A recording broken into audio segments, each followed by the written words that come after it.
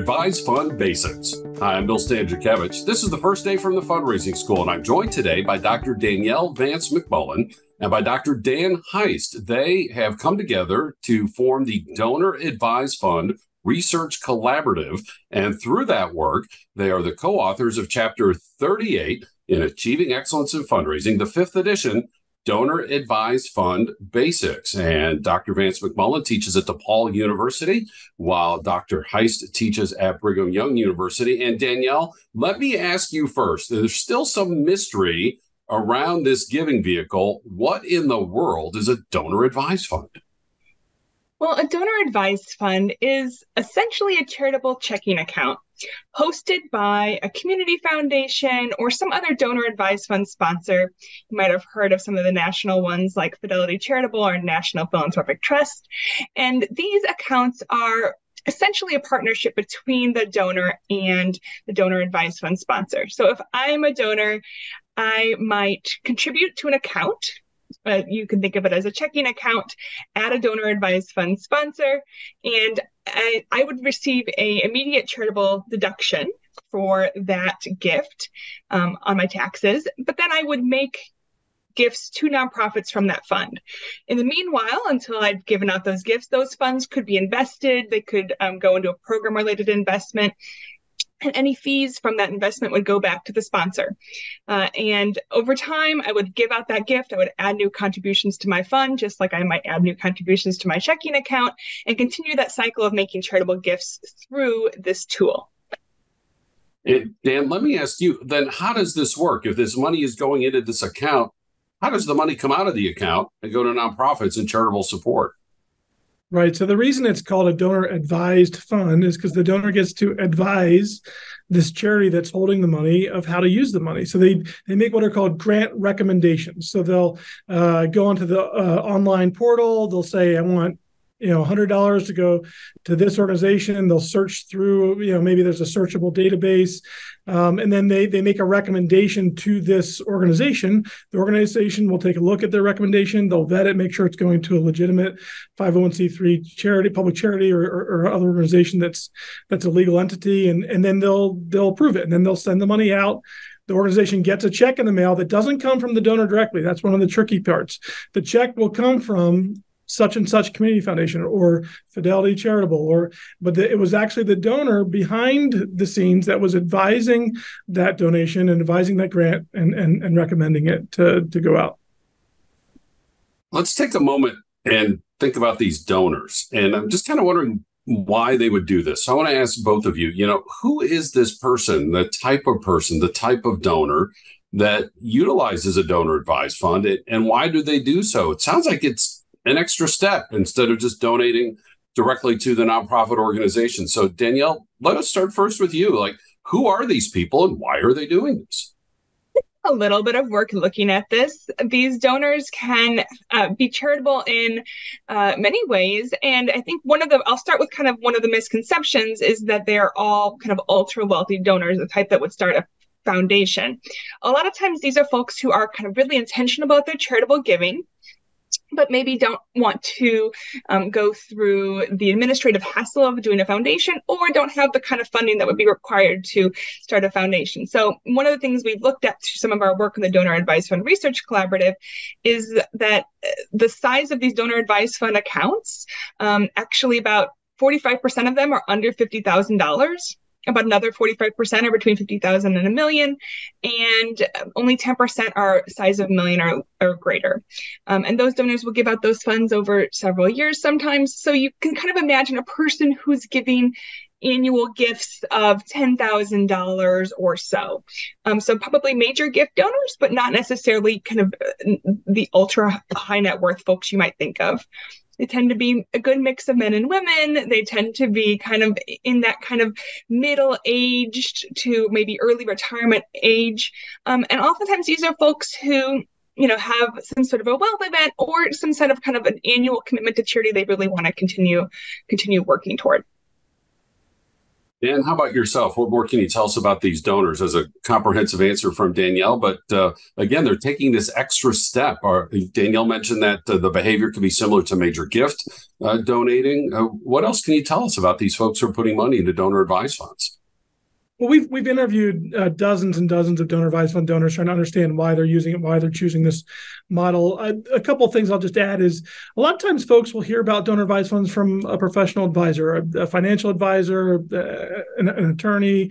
A lot of them will hear from friends and colleagues that are rather sophisticated in their financial matters, specifically in their giving. And so it's for people who kind of understand that there are some advantages to being able to move money into one of these accounts in a year where there might be a kind of a taxable event that's greater than normal, and they understand that they can get some tax advantages from moving the money over in a particular year, and then they have the flexibility to give money away over the next few years or into the future. And so a lot of people who are using donor advised funds have been recommended to use it from a friend or a financial advisor, or just understand their benefits. And so the donor advised fund, as Danielle said, it's a charitable checking account. It's this account, except when the dollars go in, the dollars can only come out when they're being sent, and the word is a grant, to a qualified 501c3 organization. The host of the donor advised fund actually has authority over that money. But as Dan mentioned, they do kind of listen in for that advice from the donor on where to disperse those funds to qualified charities. As Danielle mentioned, this is not the ultra high net worth folks exclusively. In fact, such a wide range of income levels and wealth levels are opening up donor advised funds. The fundraising school we mentioned, there was that book back in the day, The Millionaire Next Door. Well, now you might have the donor advised fund holder next door. Could be a wide range of folks who are doing this. And the behavior can be similar to major gift fundraising. The majority of the grants are unrestricted, but a majority of the dollars often are designated. So it's something to keep in mind. Danielle, then how do I fundraise from these folks? If the money is in an account held by somebody else, a wealth advising firm, a community foundation, as a fundraiser, how do I try to attract support from somebody who has a donor advised fund? Your donor advised fund donors are your already donors. Are the folks that are already giving to your organization. They are the mom, the dad, they are the recent retiree. They are all the folks that are already giving to you. They're just the type of folks who have been intentional, right? So you will want to be having those conversations with your current donors. This could be simple as sitting down for coffee and saying, have you set aside any money for philanthropy? That's always a great opening line. Another thing to do is really to notice when you are getting those donor advised fund gifts and be making notes in your system, right? So wherever you're tracking that donor data, if you do get one donor advised fund gift from someone, there's probably additional money in that account. And so that would be an opportunity to start a conversation. The other thing to do, and this is not always the case, but occasionally a community foundation or religiously affiliated donor advised fund will get a question from a donor who's looking to kind of give in a new area. And so you do want to make sure you have solid relationships with folks at your community foundation and other kind of major donor advised fund sponsors in your area of work, just to make sure they know kind of what your organization's doing. And this is a good thing to do in fundraising anyway. You'd always want your community foundation leaders to know who you are. But, if they get those types of questions, then they'd be able to easily refer to you, that donor, if they wanted to make that connection, or, be able to kind of include your information in a list of suggestions for a donor if that was something they were looking for. I love that distinction you made when talking to the donor. Not, are you charitably active in making gifts, but have you set aside money for charitable giving? That is a very precise way to focus in on it, because if they've set that money aside, it could be in one of these accounts known as a donor advised fund. And Dan, when we talk about foundations, people can go into databases, the foundation directory online, and these other types of resources to find foundations. Can I do that with donor advised fund donors, or what other advice might you have as we fundraise from these charitable donors? Not exactly. So the foundations don't publish lists of their donors, the folks who have donor advised funds, just like any nonprofit would not necessarily publish a list of all their donors. That it's a donor confidentiality thing. But I want to really emphasize what Danielle said about keeping track in your own database of who's making a gift from the DAF. We're in the middle. We're interviewing professional fundraisers right now, trying to understand what are the best practices out there. And this is really the starting point. A lot of people will not only will they give soft credit to the donor once the check comes in from such and such organization, but then they also have a field where they mark if the donor has a donor advised fund, maybe even like when they set it up. This really facilitates when you're going through your donor database and you're trying to understand, who's up in the cultivation cycle, and you can reach out to the donor advised fund donors. And there's a few things that this enables you to do. Like Danielle said, when you have that conversation about money being set aside, one thing that we're hearing from professional fundraisers is there's definitely the opportunity to talk about major gifts. But the other thing that's coming up is a lot of fundraisers are having conversations about deferred gifts as well. So what happens to the money in the account when you pass away? Are you leaving it to a charity? Could we be involved? Could you name us as one of those charities? So there's lots of great ways to engage donors once you know that they have a donor advised fund.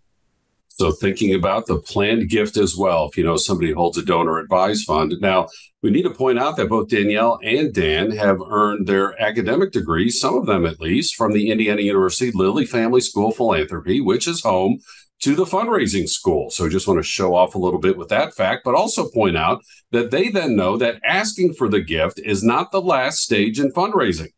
That 14th stage in the 14-step process is stewardship. And Danielle, especially since a donor advised fund gift can be made anonymously, as a fundraiser, what do I need to know about acknowledgement and stewardship when I receive a donor advised fund gift? Let's start with the second part of that first, and then we'll talk a little bit about the anonymity. The really important thing to do is to receipt the sponsor, that by which I mean the community foundation or the Fidelity Charitable, or whoever kind of the gift physically came from, but acknowledge and thank the donor. So I'll say that once again, receipt the sponsor and acknowledge and thank the donor. And so in your database, that might mean, as Dan was saying, giving soft credit to the donor, but really kind of in your interpersonal communications and any sort of other kind of public acknowledgments that you do, making sure you're thanking and acknowledging the donor who advised that gift to come to you. On the anonymity piece, I would say occasionally we see an anonymous gift. The numbers are typically pretty low, but if you do receive an anonymous donor advised fund gift, I would advise you to do two things. First, I would actually check that it was intentionally anonymous. So you can go ahead and reach out to that donor advised fund sponsor and say, we've received this gift on this date and this amount. Is there anything else you can tell me from my records? It looks like this was an anonymous gift. Sometimes that can be a wiring error, so you just want to double check. And then secondly, you can ask if the donor is open to receiving a thank you through that sponsor. So it's possible sometimes to, especially if it's a community foundation, you're in a smaller community or kind of a more tight-knit community, to have that community foundation pass on a thank you to that donor. It's not the same as building kind of an interpersonal relationship, but it is worth doing just one extra step because we know that these can be important donors to your organization. Great practical advice, Danielle. Yeah, Dan, I know you want to amplify on that. And I also want to ask you, it was mentioned earlier that these folks have already received tax advantage for this gift. Nonprofits are accustomed to sending a tax letter. So, please give us more advice for fundraisers in this acknowledgement and stewardship portion of the fundraising cycle. Well, I just want to add one more thing to what Danielle said. And a lot of what we're hearing from professional fundraisers these days is that the gift entry team, the finance folks that are getting in these checks in the mail, processing, sometimes it takes a little bit of training just to help them understand that even though the check may have the name of the organization, that there's a letter that comes with the check that has the information about the donors in the letter. And what we're hearing is a lot of times these checks are being processed from the gift entry team or from your staff that are putting this data in, and they're not capturing all the data. So that's one little piece of training, just make sure your organization is on top of that. Getting back to your point, Bill, about the tax deductibility, that they've already seen the tax break on it.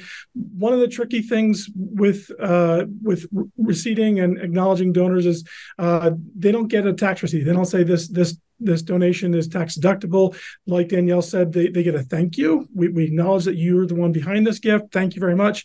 But in that letter, then you're not saying that it's a tax deductible donation.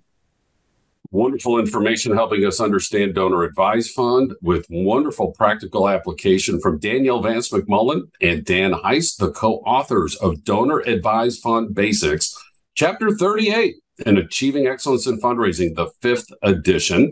And they also come together to create and research and teach us through the Donor Advised Fund Research Collaborative. And the information about donor advised funds is incorporated into so much of our curriculum at the fundraising school. We have nearly 24 public courses that lead to 4 different certificates. We can also have customized training that we can bring directly to you. And all of this coursework can be in person or online. We have quarterly webinars plus these free podcasts. And you can also access Achieving Excellence in Fundraising.